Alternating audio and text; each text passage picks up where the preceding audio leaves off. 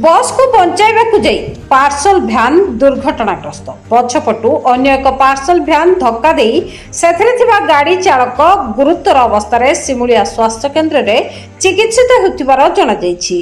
सूचना अनुसार बालेश्वर जिला सिमुलिया थाना अंतर्गत जामझाड़ी छक निकट में धामरा पटू एक घरोई बस बालेश्वर अभिमुखे जातीय राजपथ को अतिक्रम करथिला।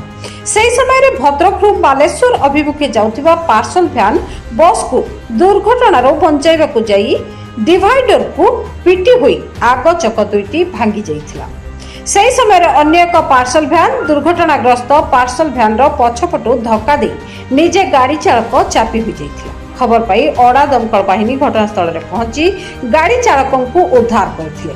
घटनास्थल में पुलिस पहुंची आंबुलांस जोगे गुरुतर गाड़ी चालकों को सिमुलिया स्वास्थ्य केन्द्र में चिकित्सा निमंते भर्ती करथिले। एही सीरीज दुर्घटना रे पुलिस तदंत करुथिबार जणाଯାଇଛି।